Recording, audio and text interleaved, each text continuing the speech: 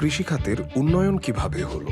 মুরগিকে খাওয়ানো, গরুর দুধ দোহন, গমের ফলন তোলা। কৃষিকাজ না থাকলে পৃথিবীর প্রায় ৮০০ কোটি মানুষের জীবন ধারণের কোনো উপায় থাকত না। বিশ্বের মোট কর্মক্ষম জনসংখ্যার ৩০% অর্থাৎ ১০০ কোটি মানুষ চাকরি হারাতেন, কারণ এই বিশাল সংখ্যার মানুষ পুরোপুরি কৃষিকাজে নিয়োজিত। গবাদি পশুপালন এবং কৃষিকাজের জন্য তারা পৃথিবীর মোট ভূমির প্রায় ১/৩ ব্যবহার করেন। কৃষির উৎপাদনশীলতা বেড়েছে বহুগুণ। শুরুর দিকে অর্থাৎ হাজার হাজার বছর আগে শিকার বা ফলমূল সংগ্রহের চেয়ে কৃষিকাজ থেকে কম ফলন আসত।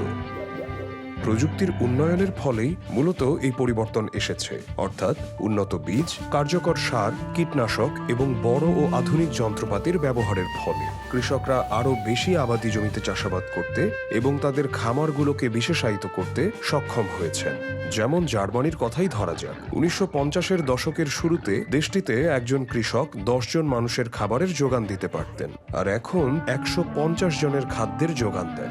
হেক্টর প্রতি গমের ফলন বেড়েছে ৩ গুণ। যেখানে একটি মুরগি আগে বছরে ৩০টি ডিম পারত, আজকের উন্নত জাতের মুরগি ৩০০টিরও বেশি ডিম দিতে পারে। বর্তমানে সবার জন্য পর্যাপ্ত খাবার নিশ্চিত করা সম্ভব হচ্ছে।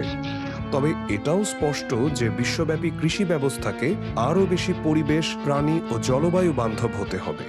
জমির ব্যবহার এবং বন উজাড়ের বিষয়টি যোগ করলে দেখা যায় মোট গ্রিনহাউস প্রভাবের প্রায় ৩০% জন্যই এই খাত দায়ী। আমাদের উৎপাদন ব্যবস্থা যেভাবে জলবায়ু পরিবর্তন করছে, এই পরিবর্তনই আবার কৃষি উৎপাদন কমিয়ে দেবে।